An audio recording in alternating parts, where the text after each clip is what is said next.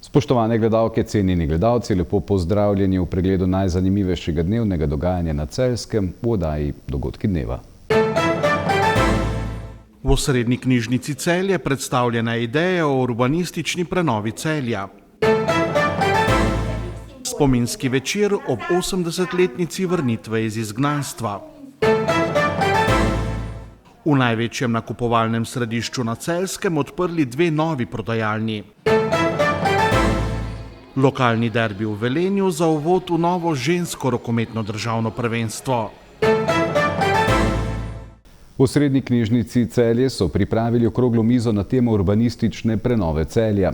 V celjski knjižnici je že od začetka septembra na ogled tudi razstava z naslovom Celje – urbanistično-arhitekturna prenova mesta, na kateri so razstavljene ideje študentov arhitekture in urbanizma v prenovi ključnih območij v mestu.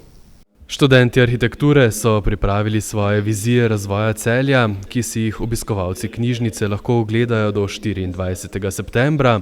Včeraj pa so v okviru razstave pripravili tudi okroglo mizo o urbanističnem razvoju Celja, na kateri je sodeloval tudi celjski župan. V mestnem prostoru so vse funkcije zelo prepletene, in urbanizem je tista disciplina, ki seveda združuje vse potrebe ljudi, zahteve komunalnega urejanja, vizije, politike, zahteve tudi investitorjev.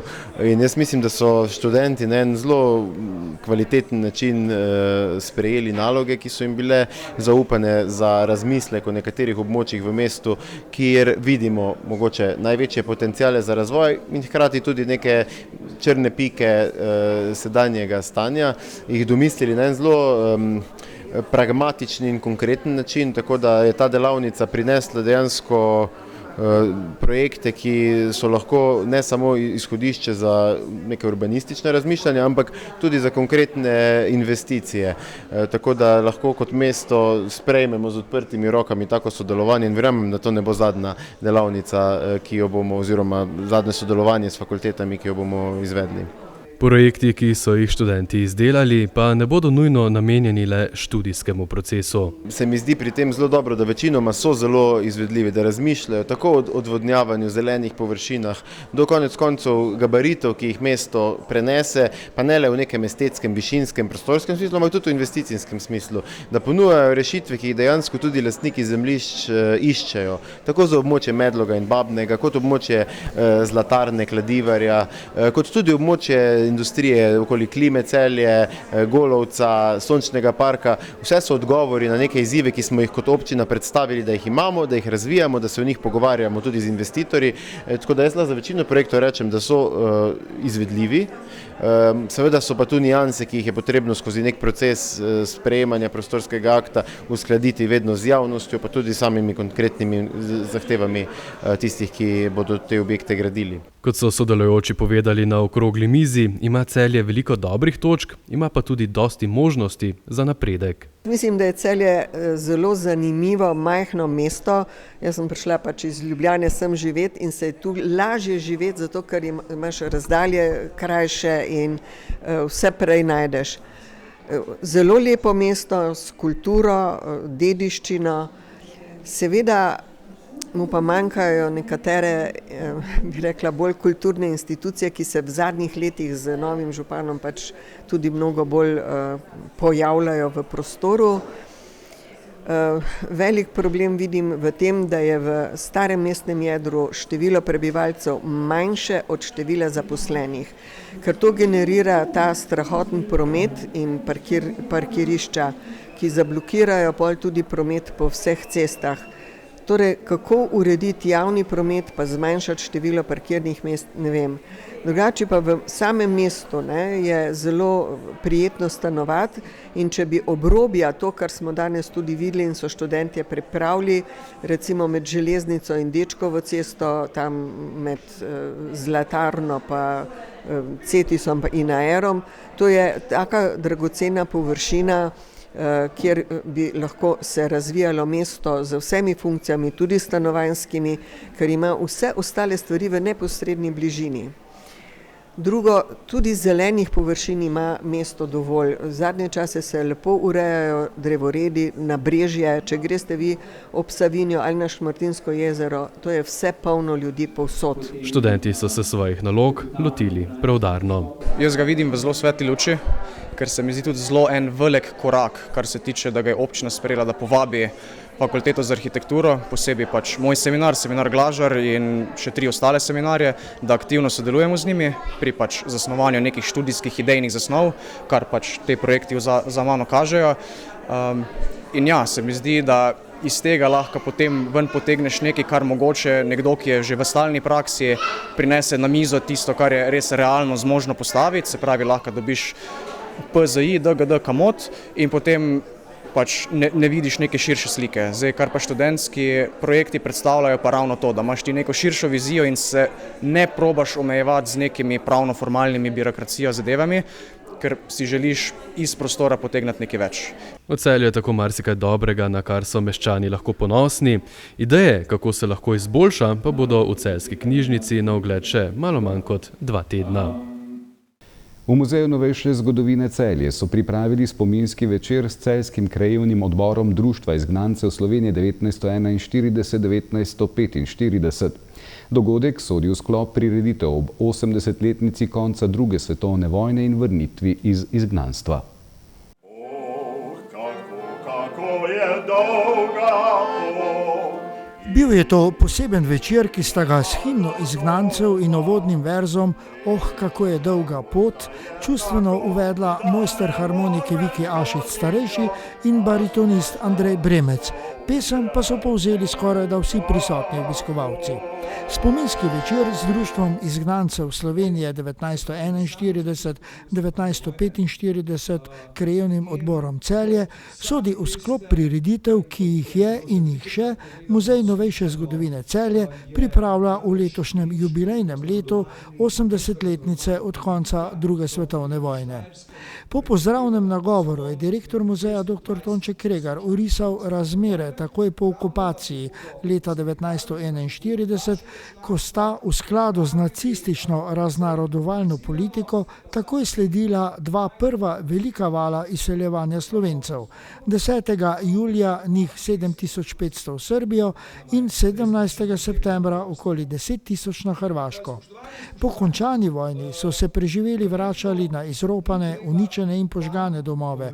Nova oblast pa jim ni kaj dosti pomagala in priznala statusa žrtev vojnega nasilja.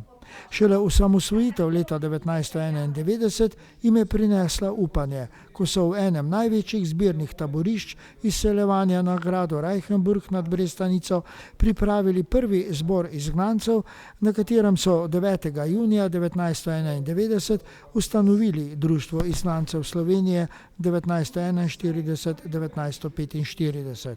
Po letu 1996 pa so bili sprejeti zakoni, ki so priznali izgnancem status žrtev in delno popravo krivic za molčanih 45 let. V društvo je bilo vključenih 19 000 izgnancev, ustanovili pa so tudi 45 krajevnih organizacij širom Slovenije ter eno v Zagrebu za Slovence na Hrvaškem. Leta 2001 pa se jim je pridružila še Zveza slovenskih izgnancev iz Celovca. Na pričujočem spominskem večeru izgnancev Celjskega krajevnega odbora je njihova predsednica Karmen Bela predstavila Celjski odbor, njegov sestav in delovanje. Večer pa je članom ponovno ponudil priliko obujanja spominov ter medsebojnega druženja. Zato jim takšna srečanja veliko pomenijo. Pomeni nam zelo veliko, zaradi tega, ker smo bili do zdaj ves ta čas bolj kot ne v senci, zaradi skromnosti naših članov, ampak smo izkoristili v krajevni organizaciji Celje, da obelodanimo tudi našo 80-letnico povratka izgnancev iz izgnanstva. Bili so v vseh državah, v Nemčiji, Avstriji, na Madžarskem, na Češkem, v Hrvaška, Srbija, Bosna in ne vem, za mene je to danes krona nad kronami. Na spominskem večeru sta bila gosta in sogovornika dva člana društva, nekdanji izgnanec Franc Logar in Vida Hustič, ki je bila rojena v izgnanstvu. Izdala pa je tudi dnevniške zapise svoje babice in oba sta v pogovoru delila svoje spominske zapise. Organizacijo večera pa so v Muzeju novejše zgodovine Celje pripravljali že od samega začetka jubilejnega leta. Ko smo maja letos odprli razstavo Celje 1945, konec vojne živel mir, sem že takrat obljubil, da bomo ob tej razstavi pripravili kar nekaj različnih dogodkov, na katerih bomo izpostavili posamezne segmente, vsebinske sklope povezane z drugo svetovno vojno. In izgnanci, slovenski izgnanci, se pravi ljudje, ki so jih nacistične oblasti leta 1941 odgnale iz svojih domov z namenom raznorodovanja in ponemčevanja Štajerske, si gotovo zaslužijo neko posebno pozornost, ker so na razstavi omenjeni zgolj deloma, se pravi v nekem širšem kontekstu. Smo nocoj skupaj z Društvom izgnancem Slovenije, z lokalnim odborom, krajevnim odborom Celje, pripravili en tak, kot smo rekli, spominsko-družabni večer. Pod naslovom Oj, zdaj gremo so v avli muzeja pripravili tudi mini razstavo o izgnancih. Društvo izgnancev pa je izdalo ob tem večeru tudi priložnostno zloženko z osnovnimi podatki o njihovem celjskem odboru in izgnanstvu. Danes celjski odbor vključuje 86 članov, od katerih je še 60 živečih izgnancev. Spominski večer sta počastila tudi podžupan mestne občine Celje Simon Jevšinek in poslanka v državnem zboru Celjanka Janja Sluga. Večer in družabno srečanje po programu pa je popestrila instrumentalna skupina celjske folklorne skupine. Pomen večera pa je nesporno ne samo v spominu teh dogodkov, temveč tudi v upominu za današnji precej negotov čas, kot je, tako kot tudi drugi prisotni, poudaril tudi podžupan mestne občine Celje Simon Jevšinek. Ta društva nas opominjajo, da se moramo zavedati pomena miru in to njihovo poslanstvo širiti med ljudi. Več o dogodku in odmevih nanj pa v reportaži v eni od naših naslednjih oddaj Minute za kulturo na televiziji Celje.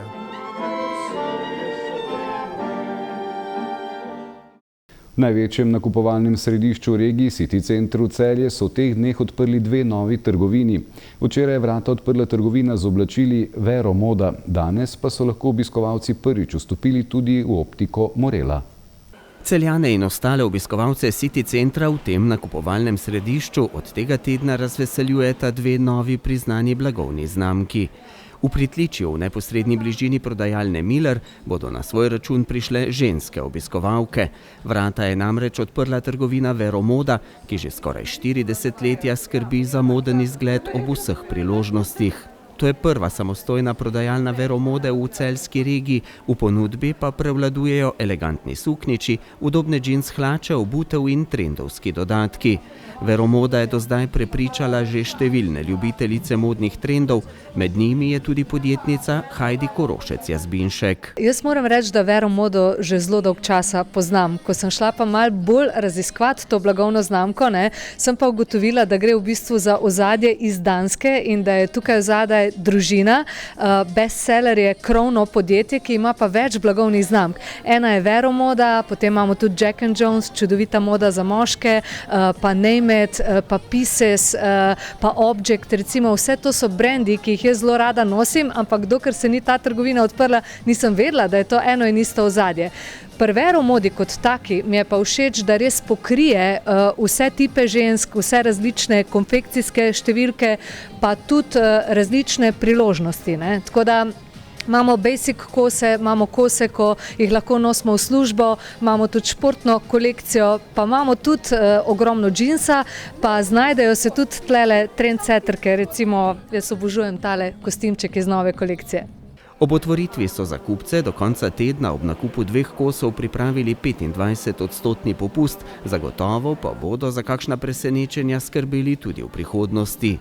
V nadstropju City centra pa zdaj obiskovalce čaka Optika Morela, kjer bodo, kot že ime pove, poskrbeli za vaš vid. Optika Morela je v bistvu izvira iz očesnega centra Morela, kateri se ukvarja z upravo dioptrije, nato smo pa potem panogo razširili tudi v optične dele, da lahko ponujemo dioptrijska sončna očala. V bistvu bomo ponujali samo očala priznanih blagovnih znamk, kar se tiče korekcijskih okvirjev in pa sončnih okvirjev, ter pa tudi možnosti odprave dioptrije, s katerim se naš očesni center ukvarja. Kontrole dioptrij bomo tu upravljali, pa informativne posvete glede odprave dioptrije.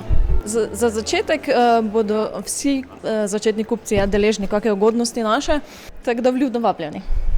Obiskovalce City centra pa bo kmalu razveselila še ena nova prodajalna. Gre za trgovino Half Price, ki jo bodo odprli v prostorih, kjer je bila prej Zara.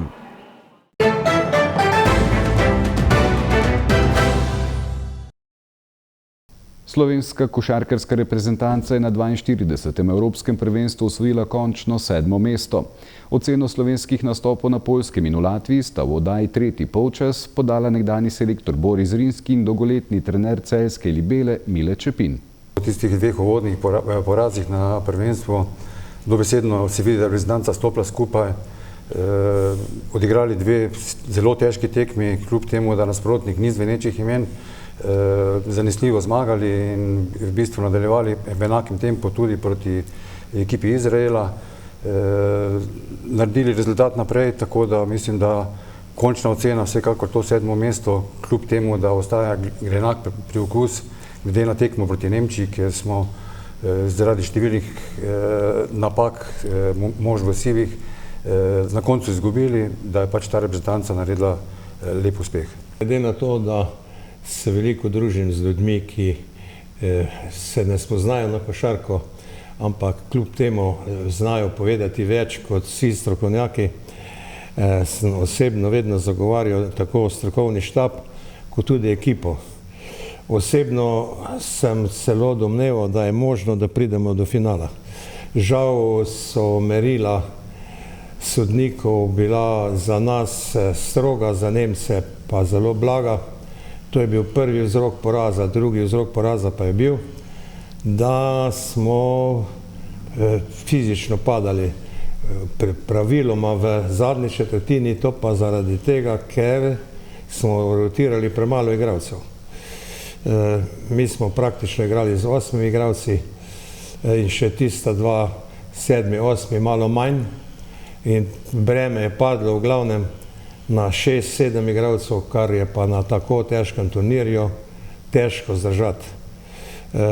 Prelomni trenutek je žal bil v tretji četrtini, ko smo nesrečno zgrešili koš od table in so Nemci z čudežnim košem znižali na 4 razlike, 78-74, lahko bi bilo pa 90-71.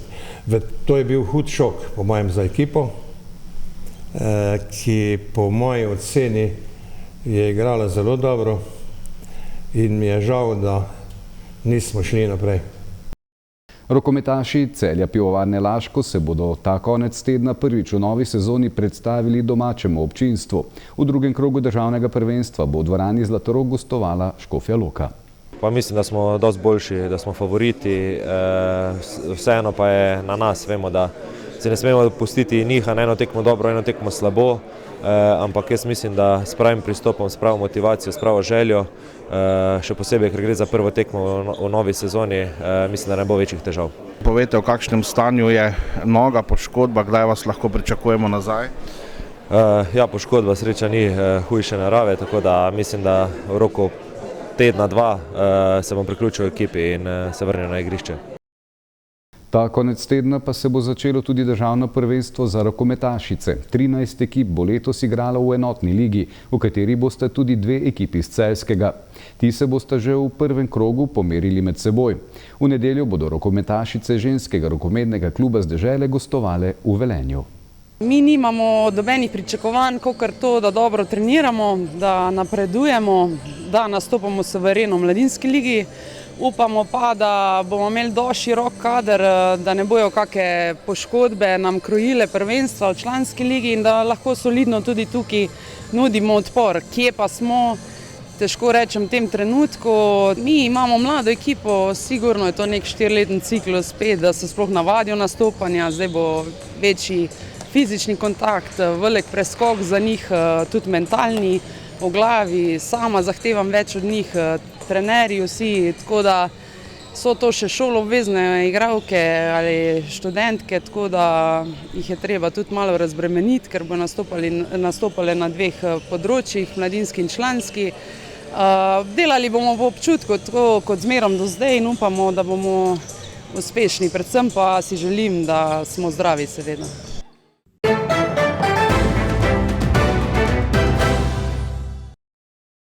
Jutri bo v notranjosti države sprva pretežno oblačno, predvsem v severovzhodni Sloveniji bodo manjše krajevne padavine. Čez dan se bo oblačnost strgala, popoldne bo dokaj sončno.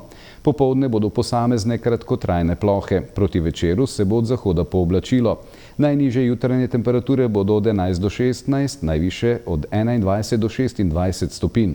V noči na nedeljo bo na zahodu začelo deževati, na Primorskem bo tudi kakšna nevihta. Do jutra se bodo padavine prehodno razširile nad vso Slovenijo, zapihal bo severni veter. Dopoldneva bo dež od zahoda že večinoma ponehal, postopno se bo jasnilo. Ponedeljek bo pretežno jasno z jutranjo meglo po nižinah. To je bil pregled najzanimivejšega dnevnega dogajanja na Celjskem v oddaji Dogodki dneva. Hvala za pozornost in lep pozdrav do prihodnjič.